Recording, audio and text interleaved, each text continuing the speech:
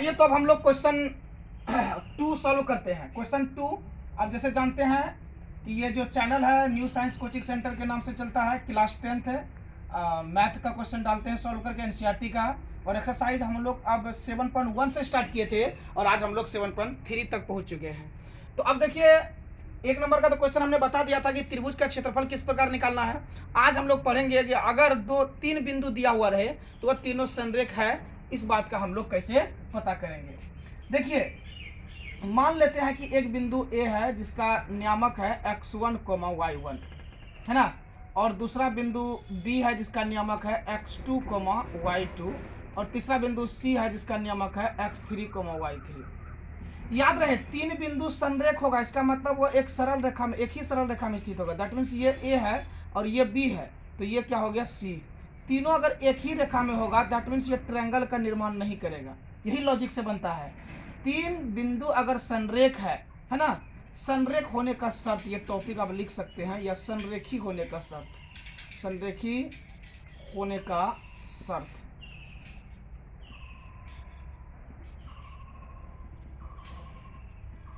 क्या शर्त है?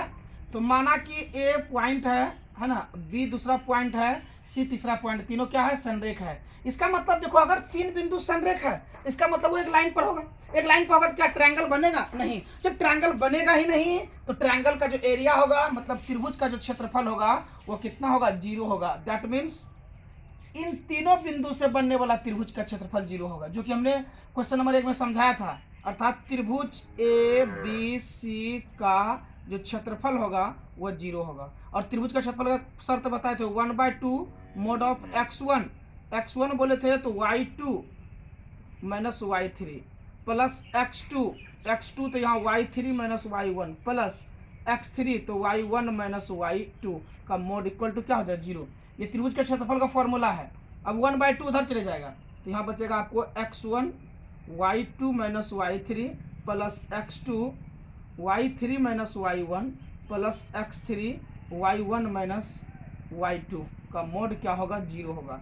यही शर्त है 3 बिंदु का संरेख होने का। इसको आप लिख सकते हैं, यही शर्त है 3 बिंदु के संरेखी होने के लिए।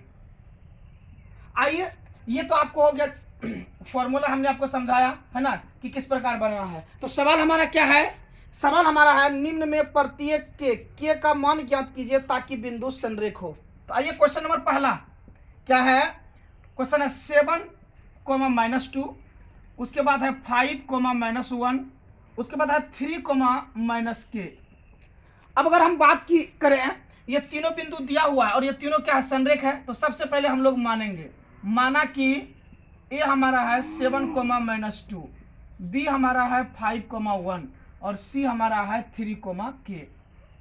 क्योंकि तीनों बिंदु संरेख है ना, क्योंकि दिया गया बिंदु संरेख है,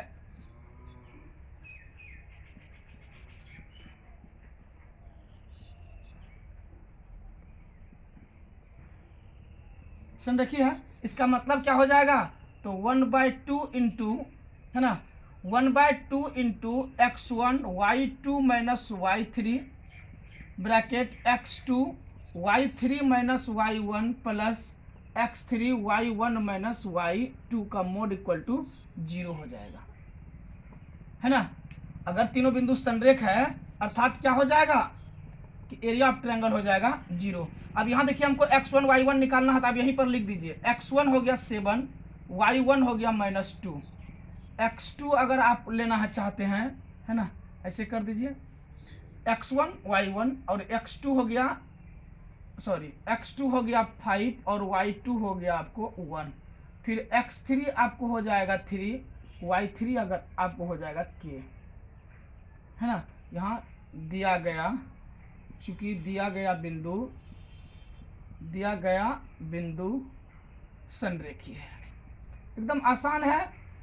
चूंकि दिया गया जो बिंदु संरेख है तो सबसे पहले तीनों बिंदु का हम क्या करेंगे? उसका नाम दे देंगे x1 y1, x2 y2, x3 y3, ये रिकॉग्नाइज कर लेंगे, पहचान लेंगे। उसके बाद चूंकि बिंदु संरेख है इसका मतलब त्रिभुज का क्षेत्रफल 0 होगा। अब मान को बैठाइए, तो 1/2 मॉड x1 मतलब 7, y2 minus y3, y2 1 minus y3 मतलब k प्लस x2 मतलब 5, y3 माइनस y3 हमारा हो गया k माइनस y1 हमारा हो गया 2 है तो प्लस 2 हो जाएगा, क्यों? क्योंकि 2 माइनस में था। x3 हमारा 3 है, y1 माइनस y1 हो गया -2, y2 हमारा हो गया -1, मोड हो जाएगा 0। तो 1/2 अगर उधर चले जाएगा 0 हो जाएगा, इधर बचेगा मोडलस। ये आपको 1 माइनस के है, x1 के जगह में 7 दिए हैं, तो उसके बाद y2 1 और y3 के जगह में के, 7 अंदर जाकर 7 माइनस 7 के, ये 5 अंदर जाएगा तो 5 के प्लस 10। ये देखिए 2 है, y1 के जगह में 2 है ना, -2 और -1 मिलकर -3 को 3 से गुना करेंगे तो -9 इक्वल टू 0 हो जाएगा। अब देखिए 7 में 5 घटेगा तो -2 के, और इधर देखिए 7 10 17 में जाएगा 9 8 17 प्लस 8 इक्वल टू हो जाएगा 0। मॉड आपको उधर चले जाएगा तो -2 के प्लस 8 इक्वल टू 0, तो -2 के equal to -8, minus minus cancel, के इक्वल टू 8/2 हो जाएगा और के बराबर 4 आ जाएगा। हैंस के बराबर अगर हम 4 लेंगे तो यह जो तीनों बिंदु है वह क्या हो जाएगा? संरेख। लिखेंगे यहाँ पर, अतः के बराबर 4 के लिए तीनों बिंदु क्या होगा? संरेख होगा। Thank you.